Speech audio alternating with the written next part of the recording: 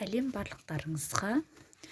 Бүгін раскладымызды келесі қаңтар айында, 2023-тің қаңтар айында жігітіңізбен қарым-қатынасыңыз қандай болады, қалай өрбиді деген сияқты. Соны көретін боламыз. Қарым-қатынаста нендей оқиғалар болады, не өзгереді жігітіңізбен араларыңызда 2023-тің қаңтар айында.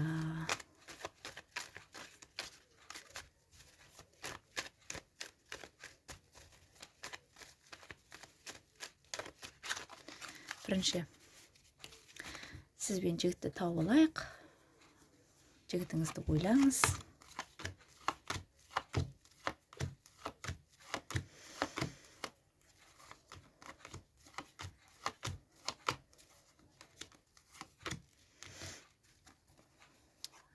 Сіз шықтыңыз, енді жігіт.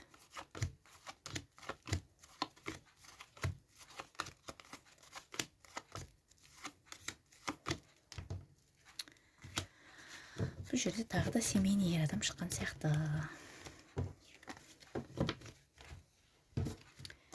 Бірінші жігітті айтайық. Жігіт бұл жерде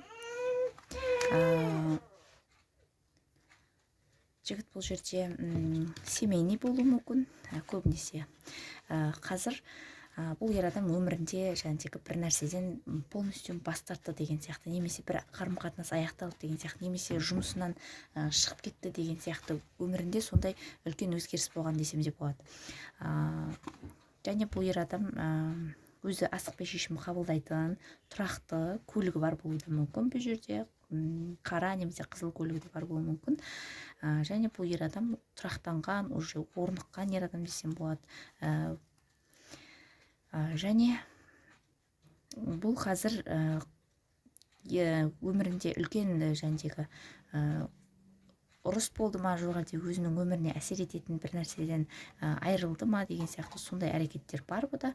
Және бұдан кейін бұл ер адам асықпай шешім қабылдайтын болып отыр ендігіде. Және бұл ер адамды айтатын болсам, енді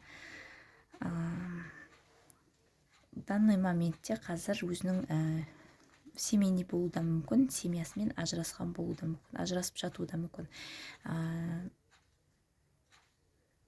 Және бұл ер адам қазір алға қарай бір шешім қабылдауға, іс-әрекет жасауға жәндегі көңілі келмей тұр десем де болады. Шешім қабылдай алмай жатыр. Тоқтап тұр десем де болады.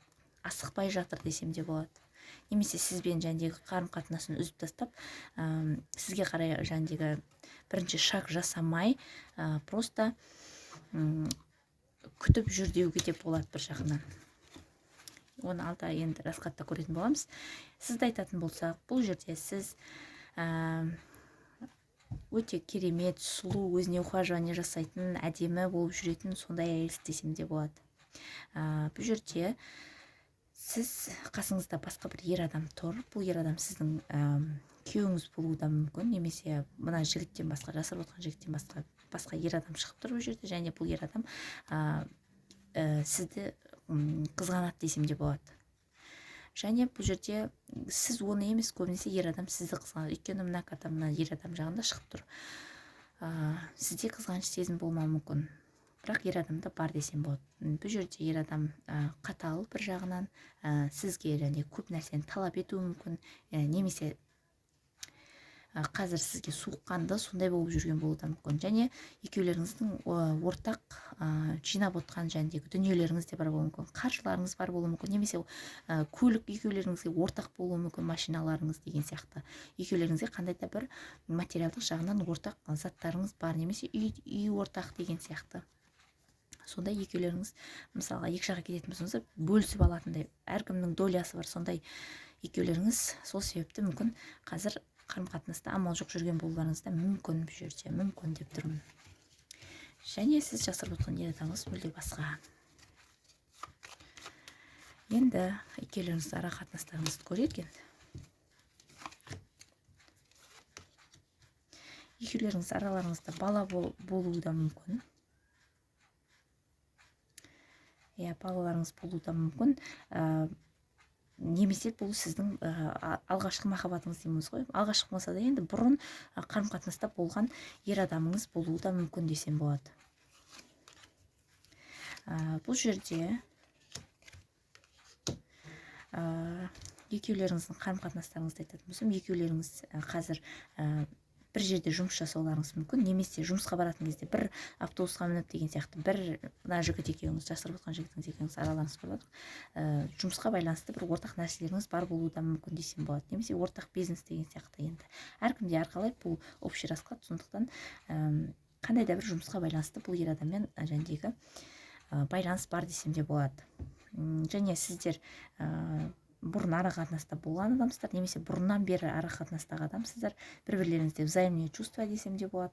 Мүмкін екеулеріңіз бұрын семьялы болдыңыздар десем де болады. Мүмкін сіз біреу бұрынғы күйеуіңізді көріп отырсаңыз, мынау может қазіргі күйеуіңізді. Бұл общий расклад болғаннан кейін солай шығып жатыр десем де болады. Және бұл ер адамның өзінің қазір отбасы бар болуы да мүмкін, бірақ бұл сізге жәндегі сізді құпия әйел ретінде просто сізге жәндегі сізбен кездесіп деген сияқты сондай уақыттар өткізіп жүрген болуы да мүмкін десем болады. Сіздер былайша айтқан кезде ара қатынастарыңыз бір-бірлеріңізге жәндегі екеулеріңіз бір-біріңізден тығыз байланыс емес, бірінші сен хабарлас, бірінші мен хабарлас деген сияқты на страже тұрасыздар десем де болады. Немесе бұл ер адам семейный болуы мүмкін деп көріп отыр ғой бұл жерде. Және сіздер осторожно бір-бірлеріңізден хат алмасып деген сияқты сондай әрекеттер араларыңызда бар десем де болады. Екеулеріңізді енді көріп алдық қысқаша. Енді раскладтың бас тақырыбына көшейік.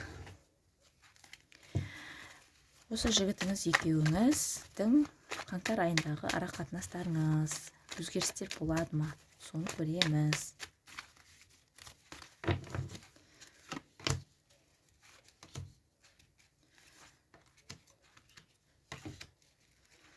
Мүмкін сіз бұл жерде жігітіңізді көріп отырған болуыңыз да мүмкін, және семейный ер адам болмаса, ол ер адам тек қана материалист десем де болады.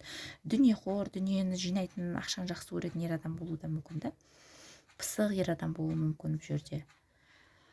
Келесі және бойдақтар көріп отырған болса, келесі айда уже екеулеріңіз араларыңыз жақсы болып, екеулеріңіздің қарым-қатынастарыңыз жәндегі семья болуға дейін баруы мүмкін бұл жерде. Иә.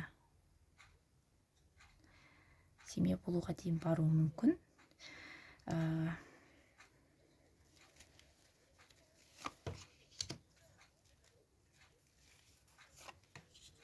Ал егер семейныйлар көріп отырған болса, жәндегі әйелі бар ер адамды көріп отырған болсаңыз, бұл ер адам өзінің жәндегі семьялық мәселелерін, өзінің жәндегі семьясын жақсартудың амалын ойлап, сізде емес, өзінің басқа семьясын жақсартуды ойлап, сөйтіп бұл ер адам өзінің семьясына деген көзқарасын жақсы жағынан өзгертуі мүмкін десем де болады. Одан кейін бұл ер адам өзінің жәндегі жаман привычкалармен күреседі десем де болады, өз-өзімен күреседі десем де болады алдағы уақытта. Және бұл ер адам сізден кетуі мүмкін бұл жерде келесі айда. Егер семейный көріп отқан болсаңыз, ал бойдақтар көріп отқан болсаңыз, наоборот қосылуларыңыз мүмкін. Ал семейнйлер көріп отырған болса, және бас бос емес ер азаматты көріп отырған болсаңыз, бұл алдағы уақытта өзінің семьясына көңіл бөліп, сізді тастап кетеді десем де болады. Амал жоқ, бірақ кету керек, бірақ міне көріп отырған мына жерде бір бокал жоқ, час жоқ мына жерде, соны іздеуге бұл ер адам кетіп жатыр десем де болады. Бірақ мыналардың да бағалары бар, мына бокалдардың да өзінің құндылықтары, сізбен бірге яғни өткізген уақыттардың өзінің құндылықтары, өзінің және орны бар ерекше десем де болады. Бірақ бұл ер адам амал жоқтан қарым-қатынастан кетуге, жәндегі сізбен өткізген жақсы сәттері болса да, жәндегі сізбен бірге жасаған жақсы кездері болса да, амал жоқ, кетуге мәжбүр, міне кетуге мәжбүр. Араларыңызда уже қарсылықтар көп десем де болады. Иә, бұл жерде бұл ер адам кететін болып тұр десем болады. Мына картада соңында бекер түсіп тұрған жоқ. Мен көзім бекер түскен жоқ бұл картаға. Бұл уже арақатынастың шешілген түрі десем де болады. Арақатынастың аяқталған түрі десем де болады.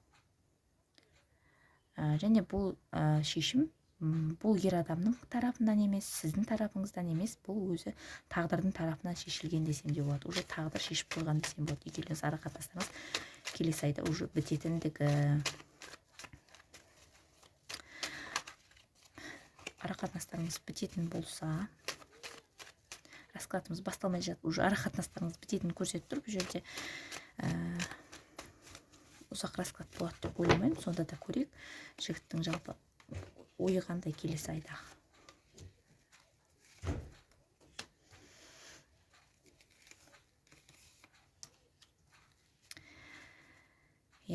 Бұл ер адам жәндегі өзінің жұбымен, өзі сізбен емес басқа әйелмен, өзінің әйелі болуы да мүмкін. Сонымен ара қатынасы қазір жақсы болмай жатыр десем де болады. Соны бұл ер адам келесі айда өзінің әйелімен қарым-қатынасын жақсартуға тырысады десем де болады. Қанша қиын болса да, енді раскладымыз қысқа болса да түсінікті болды деп ойлаймын. Барлықтарыңызға егер тура келіп жатса, жұптарыңызбен келесі айда бәрі бітеді. Егер семейный ер адам болса, не керегі бар онда ер адаммен кездесіп та. Екеулеріңіздің жәндегі ара қатынастарыңыз бітеді. Екеулеріңізге де қиын болуы мүмкін бұл жерде. Бұл деген уже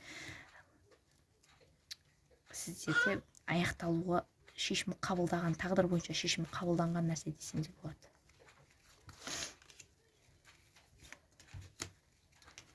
Бұл жерде сіздер өткен шақтарыңызды ойлай бермей, қыздар бұл жерде сіздерге сразу артынан шығып тұр. Бұл қарым-қатынас аяқталғаннан кейін жаңа кездесу бұл жерде. Барлығын ақылға салып, ақылға жеңулеріңіз керек. Сезім етегінде бұрынғы қарым-қатынасты ұстап қалуға тырыспаңыздар деп айтқым келеді. Семья болуға сіздерге жақсы бір ер адам келіп тұр десем де болады. Семейный ер адам не қыласыздар, жіберіңіздер. Менің ойым ол тек қана. Бірақ сіздер мына қарым-қатынас біткеннен кейін жаңа қарым-қатынас өздеріңіз семья құруға деген қарым-қатынас пайда болады десем де болады. Жаңа жәндегі раскладымыздың басында да көрдік қой.